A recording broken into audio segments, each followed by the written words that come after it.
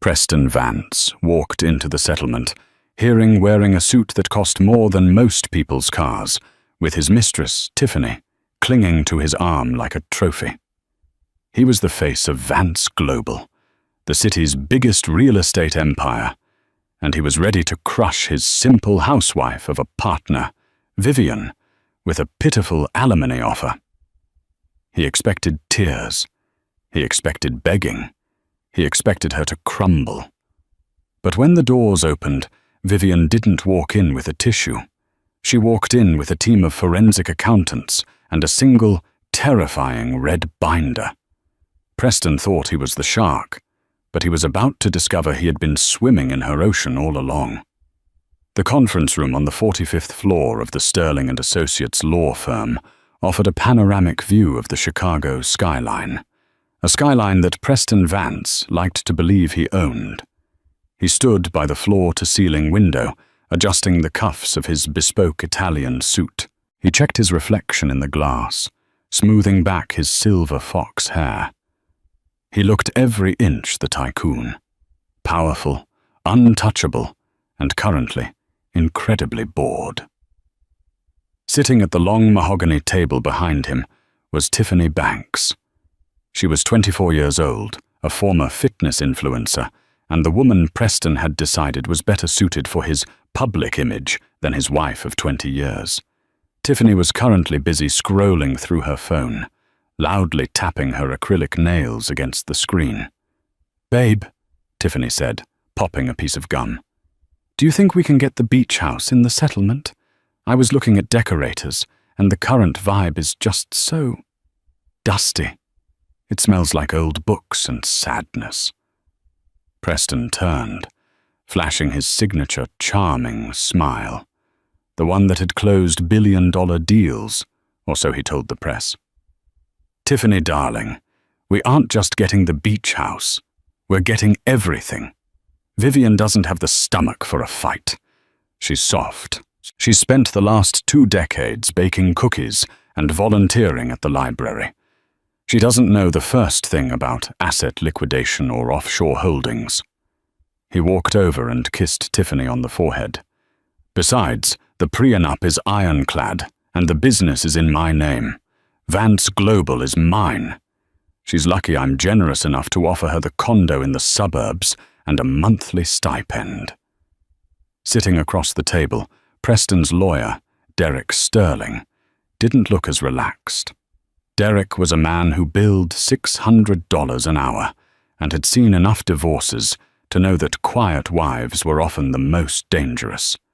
He shuffled his papers nervously. "Preston," Derek said, his voice low, "I still think bringing Miss Banks to the mediation is a mistake. It's inflammatory. The judge won't look kindly on it if this goes to trial, and it's going to antagonize Vivian. We want her to sign quickly, right?" Preston scoffed, waving a dismissive hand. "Derek, you worry too much. That's why I pay you. Vivian isn't going to be antagonized. She's going to be intimidated. Seeing Tiffany here sends a message. I have moved on. I am powerful, and she is yesterday's news. She'll sign whatever you put in front of her just to get out of the room." Preston checked his Rolex. It was 10:05 a.m. She's late. Typical. Probably crying in her car, trying to work up the courage to face me. Or she's strategizing, Derek muttered, though Preston ignored him. The narrative Preston had built for himself was seductive. In the magazines, he was the visionary genius who turned a small loan into a real estate empire. He was the man who revitalized the waterfront. Vivian was just the woman who stood silently beside him at galas, holding her clutch and smiling politely when spoken to. In Preston's mind, she was a dependent, a liability. "I just hope this doesn't take all day," Tiffany whined, kicking her feet up onto the empty chair next to her, the chair meant for Vivian's counsel. "I have a spa appointment at 2. You promised we'd celebrate tonight at Le Monde." "We will, darling," Preston assured her. "This is just a formality, a signature, a handshake, and then we erase the last 20 years. Suddenly, the heavy oak doors of the conference room swung open. The air in the room seemed to shift, the temperature dropping a few degrees. It wasn't Vivian who entered first. It was a young man in a sharp grey suit, carrying 2 heavy boxes of files. He placed them on the table with a heavy thud that made Tiffany jump. Then came another paralegal, placing a laptop and a projector on the table. "What is all this?" Preston asked, annoyed. "We aren't here for a presentation. We're here to settle." Then Vivian Vance walked in. Preston blinked. He almost didn't recognize her. The Vivian he knew wore sensible cardigans, little to no makeup, and kept her hair in a messy bun. She usually looked tired, worn down by managing their domestic life. The woman who walked in was wearing a tailored navy power suit that fit her perfectly. Her hair was cut into a sharp, chic bob that framed her face. She wore red lipstick, a shade Preston hadn't seen on her in 15 years. She didn't look tired. She looked electric. She didn't look at Preston. She didn't look at Tiffany. She walked to the head of the table opposite Preston, pulled out the chair, and sat down with a grace that commanded absolute silence. Behind her walked a man Preston recognized instantly, and for the first time that morning, a cold knot of fear formed in his stomach. It was Arthur Penhaligon. Arthur Penhaligon wasn't a divorce lawyer.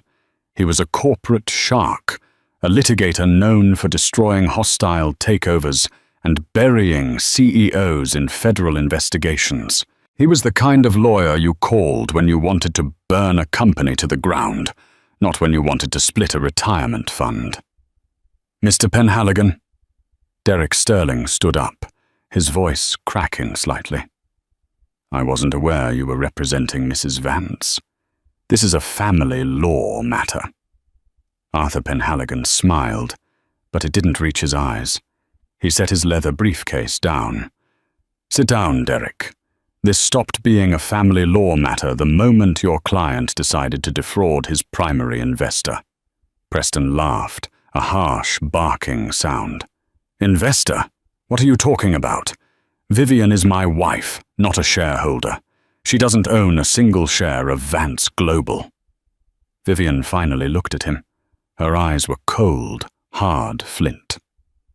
"Hello, Preston. Who's the child?" She gestured vaguely toward Tiffany. Tiffany bristled, dropping her feet from the chair. "I'm his fiancée, and I'm not a child." "Fiancée?" Vivian raised an eyebrow. "Participating in bigamy before the divorce is final. Bold strategy. But I'm not talking about your relationship status. I'm asking why you brought a spectator to a business audit." "This is a settlement hearing." Preston slammed his hand on the table. "Stop playing games, Vivian. You want the house? Fine. Take it. But don't come in here with Arthur Penhaligon pretending you're some kind of corporate player. You don't know the first thing about my business." Vivian reached into her bag and pulled out a single, thick document. She slid it across the table. It wasn't a divorce petition.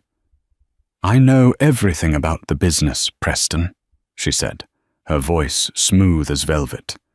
"Because I designed it. I built it. And according to this founding charter from 20 years ago, I own it." The silence in the room was absolute.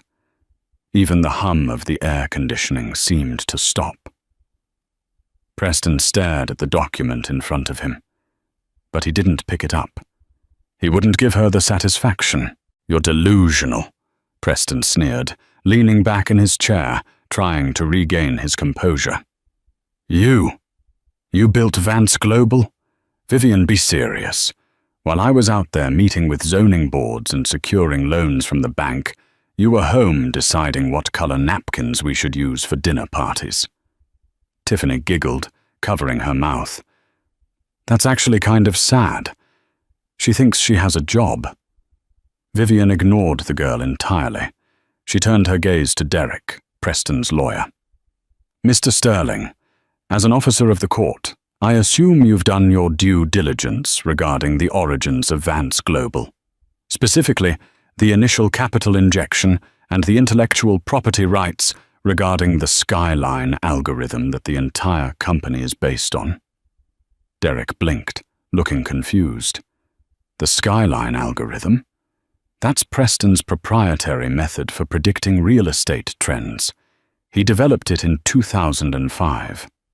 Did he? Vivian asked softly. Preston, tell them the code for the algorithm. Tell them the base logic. Preston's face flushed a deep, angry red. Don't quiz me on my own company, Vivian. It's complex data. I have a CTO for that now. I'm the vision guy. I'm the face. Exactly, Vivian said. You're the face. You've always been the face because you liked the cameras and I liked the quiet. But we need to clarify history before we discuss money. Vivian signaled to Arthur Penhaligon. The lawyer nodded and connected his laptop to the projector. A blurry photo from 2004 appeared on the screen. It showed a tiny, cramped apartment. The table was covered in architectural blueprints and stacks of coding manuals. In the corner, a young Preston was asleep on the couch, a beer in his hand. At the table, a young Vivian was hunched over a laptop, writing furiously. Flashback, Vivian narrated coldly. 2004. You had just been fired from that brokerage firm for incompetence. You were depressed. You wanted to be a big shot, but you didn't have the discipline. I was working 2 jobs as a structural engineer and a data analyst to pay our rent. That's irrelevant history, Preston shouted. It is foundational evidence, Arthur corrected him. Please let her finish. Vivian continued. I saw the market shifting.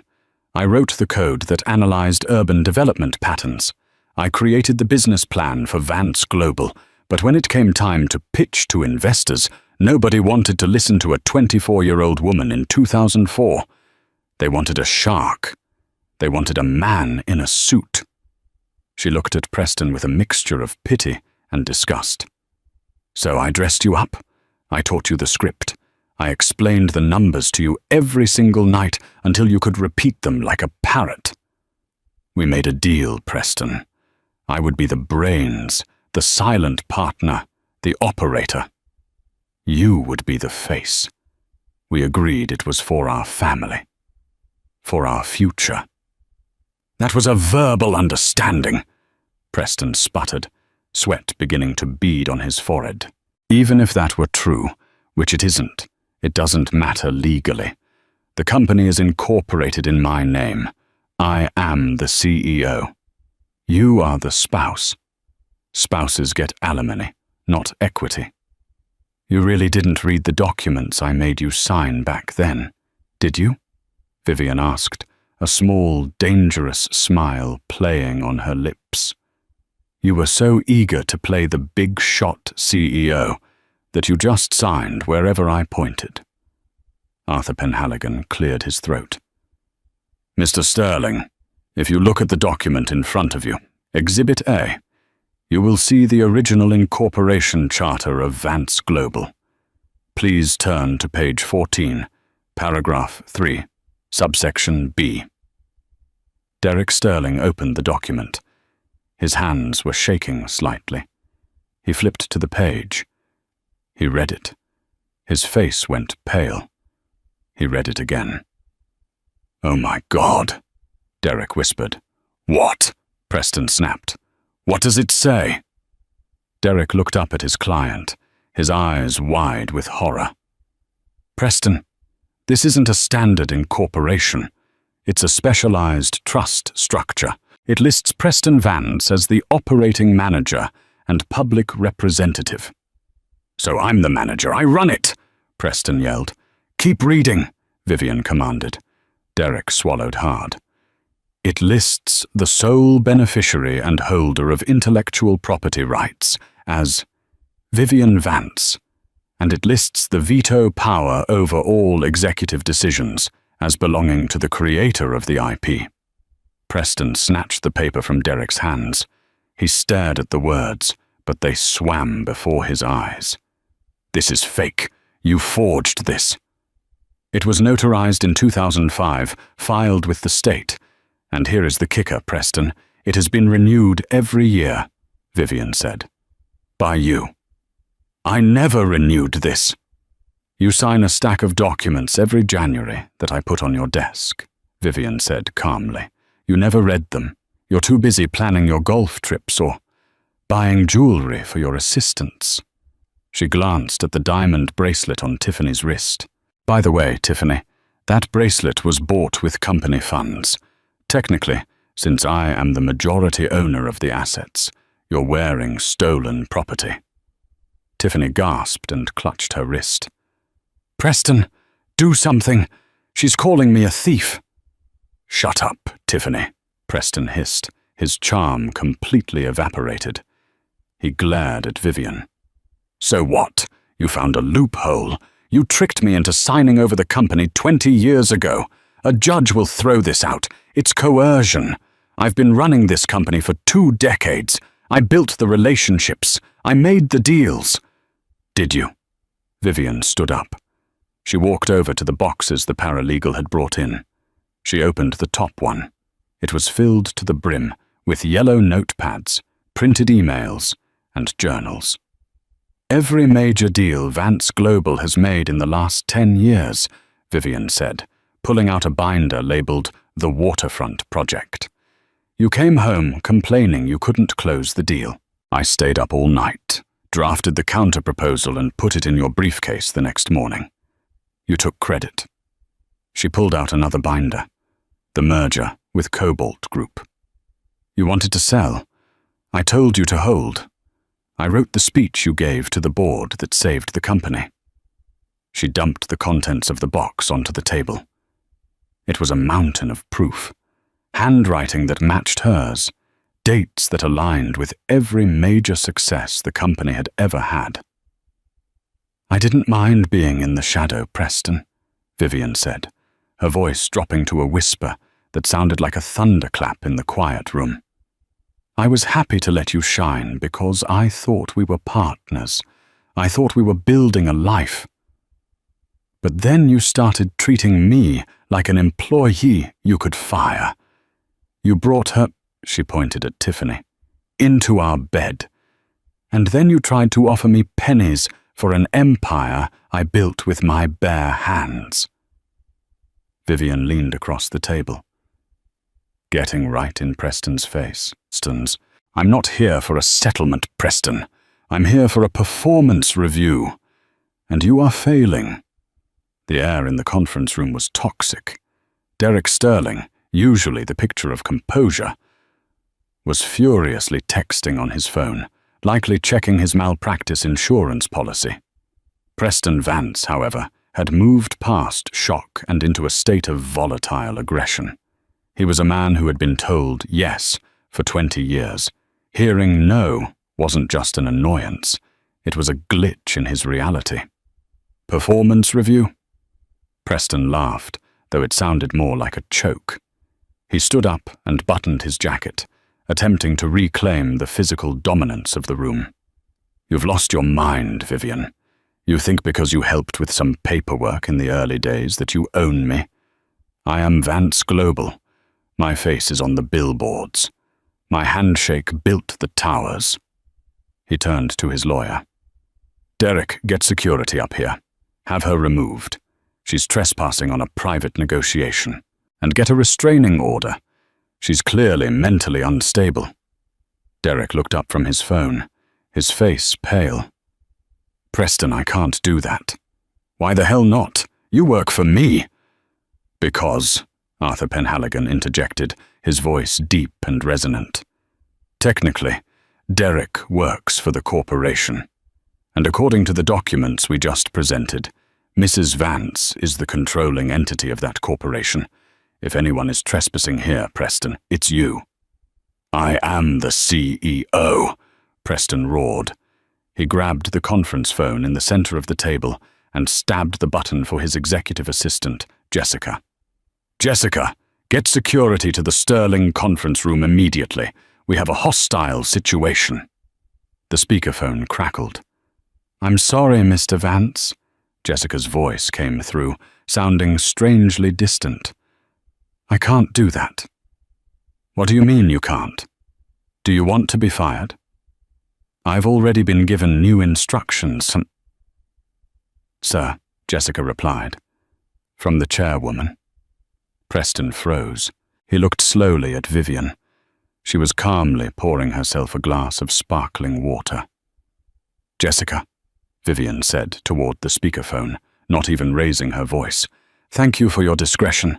Please hold all of Mr. Vance's calls. He is currently indisposed." "Yes, Mrs. Vance," Jessica replied promptly. The line went dead. Preston stared at the phone, as if it were a bomb. "You turned my assistant against me. How long has this been going on?" "Jessica didn't need much convincing," Vivian said, taking a sip of water. "She's seen how you treat people, Preston. She's seen the way you scream at interns when your coffee is 3 degrees too cold. She's seen you expense client dinners that were actually weekend getaways with Tiffany." Tiffany, who had been trying to make herself small in her chair, suddenly spoke up. "Wait, you took other girls on trips?" Preston whipped around. "Not now, Tiffany." Vivian smiled, a cold, sharp expression. "Oh, didn't you know, dear? You aren't the first, Tiffany. You're just the first one he was foolish enough to bring to a legal proceeding. There was a Crystal in 2018, a Bella in 2021. Preston has a type, young, ambitious, and easily impressed by a black credit card." "That's a lie!" Preston shouted, though the vein throbbing in his temple suggested otherwise. "She's trying to manipulate you, Tiff. Don't listen to her." "I'm not manipulating anyone," Vivian said. "I'm just clarifying the budget." "Speaking of which," she turned to Arthur, "activate the protocol." Arthur typed a few commands into his laptop. On the projector screen, a new window popped up. It was a live feed of the Vance Global Server Diagnostics. It showed a complex web of data streams, the Skyline algorithm at work.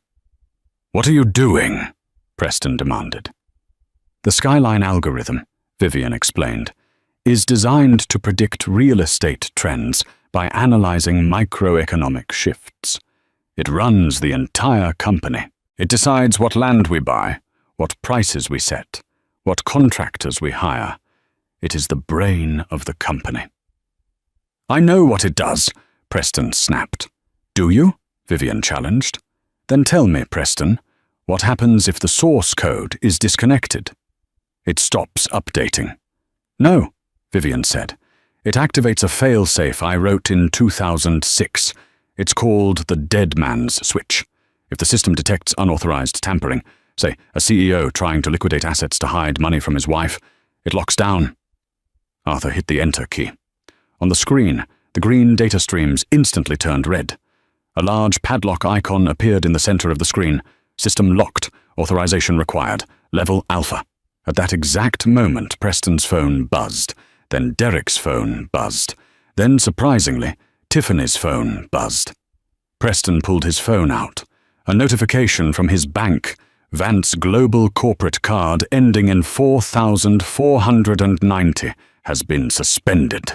"My cards," Preston gasped. "You froze the company accounts." "I froze everything," Vivian corrected. "The operating accounts, the payroll accounts, and yes, your personal expense accounts, which are tied to the company ledger to avoid taxes. Another little crime we'll discuss later." Tiffany looked at her phone, her eyes wide with panic. "My lease. My car payment. Preston, the auto draft just bounced. I got an alert." "You pay for her apartment?" Vivian asked, raising an eyebrow. "How cliché. And with shareholder money. That's embezzlement, Preston." "It's a consultant fee," Preston argued, sweating profusely now. "She's a brand ambassador." "She's an expense I am cutting," Vivian said. She closed the file folder in front of her. Here is the reality, Preston. You walked in here thinking you were going to give me a condo and a pat on the head, but right now, you don't even have enough money to buy lunch." Preston slumped into his chair. The arrogance was draining out of him, replaced by the terrified realization of a man who had never actually had to survive on his own. He looked at Derek. "Fix this," Preston whispered hoarsely. "Derek, do something legal. Sue her. Get an injunction." Derek Sterling slowly closed his laptop. He put his pen in his pocket. He stood up. "Where are you going?" Preston demanded. "Preston," Derek said, his voice devoid of sympathy. "My retainer is paid through the corporate account. That account is frozen. Furthermore, Mrs. Vance has just presented evidence of potential embezzlement and fraud on your part. If I continue to represent you, I could be seen as complicit. You're firing me? In the middle of the hearing?" "I'm recusing myself," Derek said. He looked at Vivian and nodded respectfully. "Mrs. Vance, Mr. Penhaligon, good day." Derek walked out of the room, leaving Preston and Tiffany alone with the wolves. Preston looked at the empty chair where his lawyer had been. He looked at Tiffany, who was frantically texting, likely looking for a backup plan. Then he looked at Vivian. For the first time in years, he didn't see the woman who did his laundry. He saw the woman who held his life in her hands. "Vivian," Preston said, his voice trembling. "Baby, let's not be hasty. We can talk about this. We're a team, right? We built this together." Vivian laughed, but there was no humor in it. "Now we're a team. 5 minutes ago, I was a liability. 5 minutes ago, I was yesterday's news. I was just posturing," Preston pleaded. "It's business. You know how I get. I didn't mean it." "That's the problem, Preston," Vivian said, standing up. "You never mean anything. You just say whatever you think will get you what you want. But words have consequences. And actions?" She tapped the red binder. "Actions have receipts." Arthur Penhaligon suggested a 15-minute recess. It wasn't for Vivian's benefit. She looked like she could go another 10 rounds without breaking a sweat. But to let the reality of the situation marinate in Preston's mind, Vivian and Arthur remained in the conference room, while Preston and Tiffany retreated to the hallway. Through the glass walls, Vivian watched them. The dynamic had shifted physically. Before, Preston had stood tall, with Tiffany hanging on him like an ornament. Now Preston was pacing frantically, his hands in his hair, while Tiffany stood against the wall, arms crossed, looking at him with a mixture of annoyance and dawning horror. Inside the room, Arthur poured 2 coffees. "You played that perfectly, Vivian," Arthur said quietly. "Locking the accounts was the nuclear option. I didn't think you'd do it this early." Vivian sighed, her shoulders dropping just a fraction. The steel facade softened, revealing the exhaustion underneath. "He left me no choice, Arthur. If I didn't stop the money now, he would have drained the offshore accounts by noon. I know him. When Preston gets scared, he steals." "We have him cornered," Arthur noted. "But a cornered animal bites. He's going to try something desperate." "I'm counting on it," Vivian said, taking the coffee. "Preston isn't smart, but he is slippery. He thinks he has one card left to play." "The chaotic investor?" Arthur asked. "The chaotic investor," Vivian confirmed. Meanwhile, out in the hallway, the power couple was disintegrating. "What do you mean you don't have access to the Cayman account?" Tiffany hissed, her voice low but venomous. "You told me that was your freedom fund. You said she didn't know about it." "She shouldn't know about it," Preston whispered back, checking over his shoulder to make sure no paralegals were listening. "I set that up under a shell company, Vance Ventures. It's completely separate from the main holdings." "Then transfer the money," Tiffany demanded. "Transfer it to my account now, before she freezes that too. We can leave. We can go to Saint-Tropez tonight." Preston fumbled with his phone, his fingers shaking. He logged into the offshore banking app. He waited for the Face ID to load. The little wheel spun. Access denied. Account flagged for suspicious activity. "No, no, no," Preston moaned, tapping the screen aggressively. "This can't be happening. Let me see. Tiffany snatched the phone. She read the error message. Her face hardened. She looked at Preston, really looked at him, for the first time without the filter of his wealth. She saw a 50-year-old man with dyed hair, a panic sweat staining his expensive collar, and absolutely zero power. "You're broke," she stated flatly. "It's temporary," Preston insisted. "Vivian is bluffing. I can override this. I just need to call the board. The board of directors loves me. They won't let her tank the stock price just to get revenge on me. They'll fire her." "You said you owned the company," Tiffany said, her voice rising. "You lied to me." "I didn't lie. I'm the CEO." "You're a figurehead." Tiffany spat the word out like it was poison. "She built it. She owns it. You're just the mascot." "Tiffany, baby, keep your voice down. Don't baby me," she snapped. She reached into her purse and pulled out the velvet box Preston had given her that morning. It contained a set of diamond earrings intended to be a celebration gift for after the divorce hearing. She tossed the box at his chest. "I'm not going down with the ship, Preston. I have a brand to protect. I can't be associated with a fraud investigation." "You're leaving?" Preston looked stricken. "But we're in love." Tiffany let out a cruel, short laugh. "I was in love with the lifestyle, Preston. I was in love with the penthouse and the trips. You think I listened to your boring stories about conquering the market because I found you fascinating? You're an ego with legs." She turned on her heel, her red soles clicking sharply on the marble floor. "Tiffany, wait!" Preston called out, reaching for her. She didn't look back. She marched towards the elevators, pressed the button, and vanished. Preston stood alone in the hallway of the law firm. Passers-by, interns, other lawyers, glanced at him and quickly looked away. He felt naked.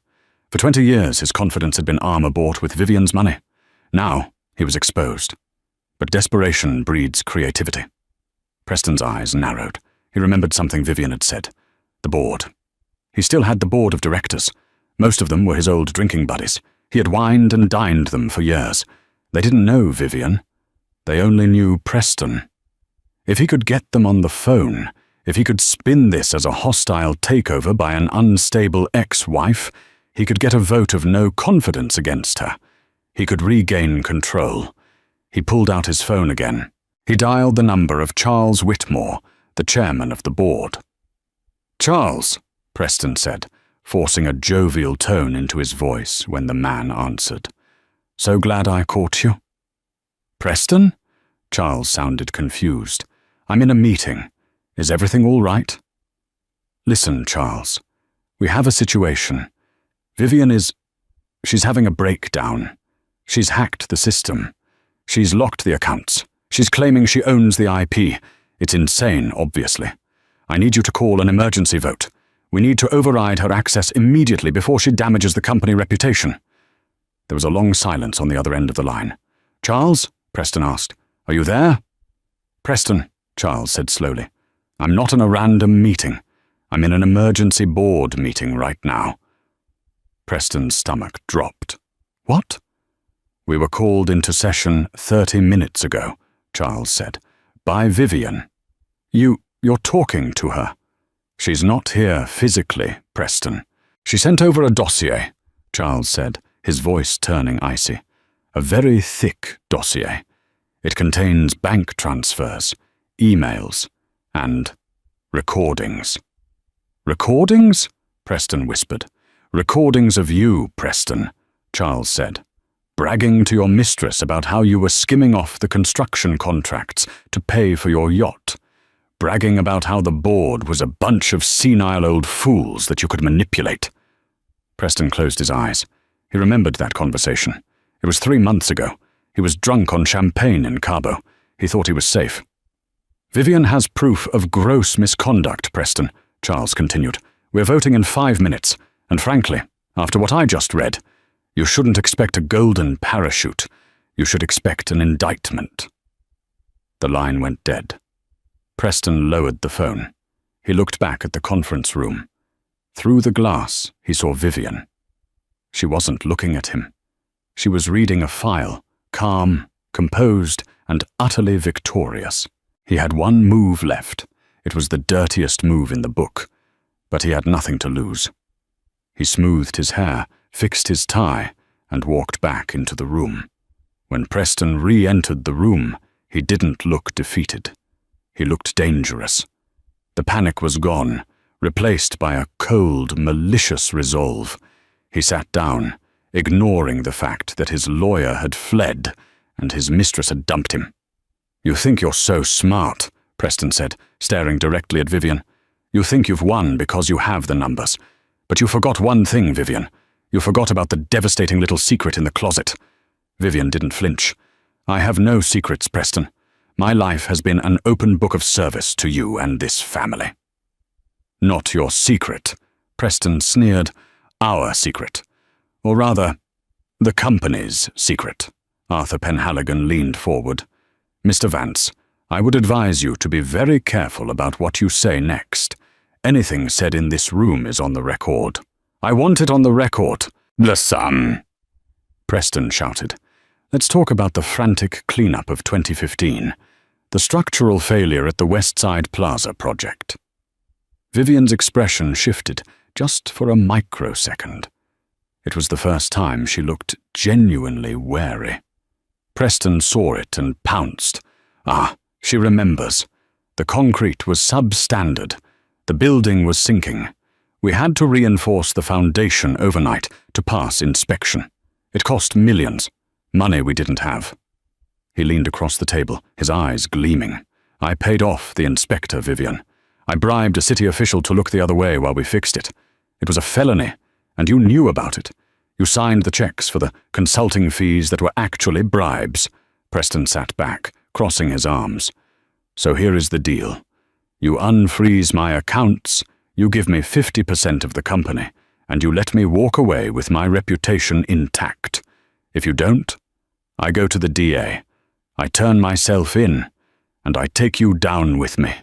We both go to prison for bribery and fraud." "I'm willing to burn, Vivian."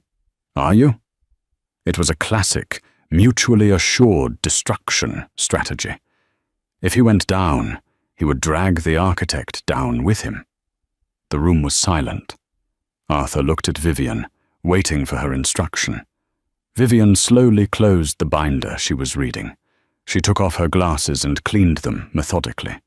"The Westside Plaza project," Vivian mused. 2015. Yes, I remember it well. You came home panic-stricken. You told me the concrete supplier had scammed us. You told me the building was going to collapse. You told me you needed $500,000 in cash to fix the problem with the inspector. "Exactly," Preston gloated. "And you gave it to me. You were complicit." "I gave you the money," Vivian agreed, "because I trusted you to handle the crisis. You told me the bribe was paid. You told me the inspector signed off because of the money." "And he did," Preston said. "So we are partners in crime, darling." "Nah." Vivian reached into the second box of files, the one she hadn't touched yet. She pulled out a thin, black folder. "For 10 years I believed that, Preston," Vivian said softly. "I lived with the guilt that my company was built on a bribe. I lost sleep over it. I thought we were criminals." She slid the black folder across the table. "But then, when I started preparing for this divorce, I did a deep audit. I tracked down that building inspector, Mr. Henderson. He's retired now." Preston's smile faltered. "You talked to him?" "I did," Vivian said. "Mr. Henderson is a very honest man. He told me he never took a dime from you. He told me he passed the building because the reinforcement work we did was actually sound. He signed off on it because it was safe, not because he was paid." Preston's mouth opened, but no sound came out. "So," Vivian continued, her voice rising in intensity, "I had to wonder, where did the $500,000 go? The money I withdrew from our savings? The money you said was for a bribe?" She flipped the folder open. It contained a copy of a bank transfer receipt from 2015. It didn't go to the inspector, Preston. It went to an account in Nevada, an account linked to a high-stakes poker room at the Bellagio. Preston turned grey. You didn't bribe anyone, Vivian said, her voice dripping with disgust. You had a gambling debt. You used a structural crisis, a crisis that could have killed people, as a cover story to steal $500,000 from your own wife to pay off a bookie. Vivian stood up, towering over him. I am not your partner in crime, Preston. I am your victim. And this, she pointed to the document, this is the final nail in your coffin. There is no mutually assured destruction. There is only your destruction. Preston looked at the document. He looked at the door. He realized there was no exit. The threat he thought was his ace in the hole was actually just another evidence of his betrayal. You kept receipts for everything, Preston whispered, terrified. Who does that? Who keeps records from 10 years ago? A woman who knows her husband is a liar, Vivian answered. I didn't want to believe it back then. I buried my head in the sand. But deep down, I knew one day I would need this. She turned to Arthur. Mr. Penhaligon, I think we're done here. Please inform the board that Mr. Vance has been removed for cause, effective immediately. And please forward this file regarding the gambling embezzlement to the district attorney. I believe filing a false police report and fraud are charges they might be interested in. Wait! Preston scrambled up, dropping to his knees. It was a pathetic sight. The titan of industry on the floor in his expensive suit. Vivian, please! Prison! You can't send me to prison. I'm the father of... Well, we don't have children, but I'm your husband. We have history. We have history, Vivian agreed, looking down at him coldly. And today I am rewriting the ending. She picked up her bag. I'm taking the company, Preston. I'm taking the house. I'm taking the beach house. And since you mentioned it, I'm taking the dog, too. We don't have a dog, Preston blubbered. I'm getting one, Vivian said, and I'm naming him Preston, so I can teach him to sit and stay, something you never learned to do. She turned and walked towards the door, but the drama wasn't quite over. Just as Vivian reached the handle, the heavy doors swung open from the outside. Standing there were 2 uniformed police officers and a detective in a cheap suit. Preston Vance? The detective asked, scanning the room. Preston, still on his knees, looked up with wide, watery eyes. Yes? We have a warrant for your arrest, the detective said, pulling out handcuffs. But not for the embezzlement. That's a civil matter for now. Then for what? Preston squeaked. Vivian paused at the door, looking back. She looked just as confused as Preston. She hadn't called the police yet. Tax evasion, the detective said, walking over and hauling Preston to his feet, and trafficking in stolen goods. Trafficking? Preston shouted as the cuffs clicked. What are you talking about? The detective held up an evidence bag. Inside was the diamond bracelet Tiffany had been wearing. We picked up a Miss Tiffany Banks in the lobby, the detective said. She was trying to pawn this. Turns out this bracelet was reported stolen from a jewelry store in Paris 3 years ago. The serial numbers match. Miss Banks claims you gave it to her. She's singing like a canary downstairs, Mr. Vance. Vivian's jaw dropped slightly. Then a small, genuine smile appeared. It was the only twist she hadn't orchestrated herself. Preston hadn't just bought the jewelry with company funds. He had bought stolen jewelry on the black market to save money, and passed it off as retail to his mistresses. Cheap to the bitter end, Vivian murmured. She stepped aside to let the officers escort a weeping, shouting Preston Vance out of the conference room. As he passed her, he locked eyes with her one last time. "Vivian, call someone! Get me a lawyer!" he screamed. Vivian checked her watch. "I'm sorry, Preston. I have a board meeting to chair, and after that, I have a date." "A date? With who?" Preston yelled as he was dragged down the hall. "With my future," Vivian said to the empty air. As the police cruiser's sirens faded into the distance, carrying Preston Vance to a booking center, the silence in the hallway of the law firm was deafening. Most women would have collapsed. Most women would have needed a moment to cry, to process the trauma of seeing their husband arrested and their marriage incinerated in the span of 2 hours. Vivian Vance checked her lipstick in the reflection of the glass door. It was still perfect. "Arthur," she said, her voice steady, "do we have the encrypted drive?" Arthur Penhaligon, who had watched the arrest with the grim satisfaction of an executioner, nodded. "It's in my briefcase. But Vivian, are you sure you want to go straight to the board? You've just dismantled your husband's life. You can take a day." "I don't have a day," Vivian said, starting to walk towards the elevators. "Preston was desperate. I know him. He didn't just try to steal money.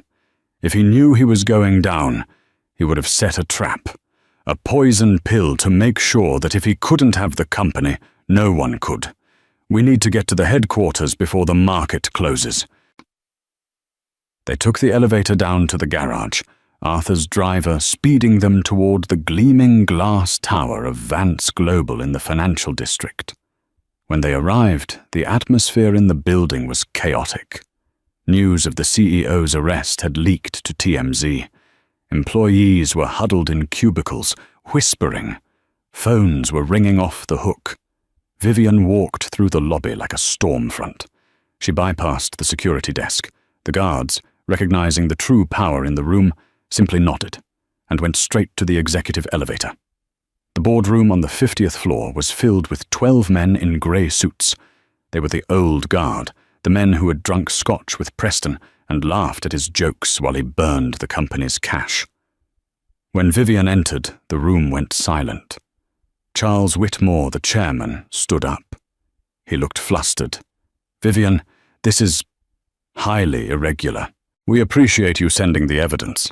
And obviously we've voted to remove Preston. But you can't just barge in here. We need to appoint an interim CEO. We were thinking of bringing in someone from—" "Sit down, Charles," Vivian said. She didn't shout. She didn't have to. She threw her bag on the massive oak table and took the seat at the head, Preston's seat. "I am not here to interview for the job," Vivian announced. "I own 51% of the voting shares via the original trust structure. I am the CEO, and right now, we have a bigger problem than bad PR." "What problem?" a board member named Richard asked. "Preston is in jail. The rot is gone." "Preston was a coward," Vivian said, opening her laptop and connecting it to the main screen. "And cowards are spiteful. Arthur, run the diagnostic on the overseas assets." Arthur typed furiously. On the giant screen, a map of the world appeared. Red dots began to blink rapidly across Europe and Asia. "What is that?" Charles asked, squinting. "That," Vivian said, "is an automated liquidation protocol. It triggered the moment Preston's biometrics were logged into the police database. He linked the company's core assets, our land holdings, our development contracts, to a dead hand switch. The room erupted in shouts. "He's selling off the assets? To who?" "Not to who," Vivian said grimly. "To what?" She pulled up a file. Preston didn't just owe money to the Bellagio. He owed money to the Kensington Syndicate. It's a shadow banking cartel operating out of London. They loan money to desperate executives at 40% interest. Preston borrowed $50 million 6 months ago to cover the losses from his failed crypto real estate venture that none of you knew about. The board members turned pale. 50 million? "And since he can't pay," Vivian continued, "the dead hand switch is automatically transferring the title deeds of our prime properties to a shell company owned by the syndicate. If that transfer completes, Vance Global is empty. We'll be a shell company with nothing but debt." "Stop it!" Richard yelled. "Unplug the servers." "It's cloud-based, you idiot," Vivian snapped. "Unplugging the servers does nothing. The transfer is 80% complete. We have 10 minutes before the final handshake protocol locks the assets away forever." "Call the police!" Charles cried. "Call the FBI!" "The FBI will take 2 years to investigate," Vivian said. "By then, the buildings will be sold, the money laundered, and this company will be bankrupt. We have to stop it now." "How?" Arthur asked. The encryption on a syndicate transfer is military grade." Vivian took a deep breath. She cracked her knuckles. She sat down at the keyboard. "Preston thought he was smart," she murmured, her eyes scanning the lines of code cascading down the screen. "He thought he hired the best hackers money could buy to set this up. But he forgot one thing." "What?" Charles whispered, terrified. "He used the Skyline algorithm as the carrier signal," Vivian said, her fingers flying across the keys. "He used my code to hide the transfer." The room watched in breathless silence. This wasn't the simple housewife they had dismissed for years. This was a virtuoso. Vivian wasn't just typing. She was battling. She was rewriting the logic of the transfer in real time, building a digital firewall to block the outgoing data. "Come on," she whispered to herself. "Block the port, reroute the packet." On the screen, a progress bar showed the transfer at 95%, then 96%, 97%. "It's not stopping," Richard screamed. "I have to crash the system," Vivian said. "I have to corrupt the data so the syndicate rejects the transfer." "If you corrupt the data, we lose the historical records," Charles argued. "We'll be flying blind." "Better blind than dead," Vivian retorted. She hit a final sequence of keys. Authorization override. Vivian_V_admin. Command purge. The screen flashed red, then black. The progress bar froze at 99%. For 10 seconds, no one breathed. Then a small green text appeared in the center of the void. "Transfer failed. Assets returned to source." Vivian slumped back in her chair, exhaling a breath she felt she had been holding for 20 years. "It's done. The assets are safe. The syndicate gets nothing." The boardroom was silent. The men looked at her with a mixture of awe and fear. Vivian stood up, smoothing her suit jacket. She looked at Charles. "Now, about my leadership." Charles swallowed hard. He looked at the black screen, then at the woman who had just saved their fortunes. "I make a motion," he stammered, "to confirm Vivian Vance as permanent CEO and chairwoman of the board." "Seconded," Richard said immediately. "All in favor?" Every hand in the room shot up. Vivian didn't smile. She didn't celebrate. She simply nodded. "Good, now get out. I have work to do." "And Charles?" "Yes, Vivian." "You knew about the crypto venture," she said coldly. "I saw your signature on the authorization for the initial feasibility study." Charles froze. "Have your resignation on my desk by morning," Vivian said, "or I hand that file to the FBI, too." Charles turned grey, nodded once, and fled the room. Vivian walked to the window. She looked out at the city. The sun was setting, casting long shadows over the empire she had built, saved, and finally claimed. But she wasn't done. The snake's head had been cut off, but the venom was still in the system. The syndicate wouldn't just walk away from $50 million. Her phone buzzed. An unknown number. She answered. "This is Vance." "Mrs. Vance," a voice said. It was smooth, British, and utterly terrifying. "This is Mr. Kensington. You seem to have cancelled a transaction that was due to us." "I cancelled a theft, Mr. Kensington," Vivian replied, her voice hard as diamond. "Your husband borrowed money. Debts must be paid. If we don't get our property, we will come for it. And we don't sue. We collect." "I know how you operate," Vivian said. "But before you send your collectors, you might want to check your email." "Excuse me?" "I just sent you a file," Vivian said. "While I was blocking your transfer, I reverse traced the connection. I have the IP addresses of your servers in the Caymans. I have your client list. I have the names of the politicians you bribe." There was a long silence on the other end. "If I see so much as a shadow of one of your men near me or my company," Vivian said, "I send that list to Interpol, the CIA, and the news. You lose $50 million today, Mr. Kensington. Try me, and you lose everything." The silence stretched for another 5 seconds, then a low chuckle. "Preston Vance was a fool," the voice said. "He told us his wife was a decorative object. Clearly he was mistaken. We will..." write off the loss as a gesture of respect. "Good day, Mrs. Vance." The line went dead. Vivian lowered the phone. She leaned her forehead against the cool glass of the window. She was trembling, just slightly. It was over. The husband, the mistress, the board, the mafia. She had beaten them all. 6 months later. The Federal Correctional Facility in upstate New York was a grey, soulless void that smelled of bleach and regret. Preston Vance sat in the visitation room, looking 20 years older than the man who had strutted into the law firm. His silver hair was overgrown, showing grey roots, and his jumpsuit hung loosely on his frame. When the heavy steel door opened, Vivian walked in.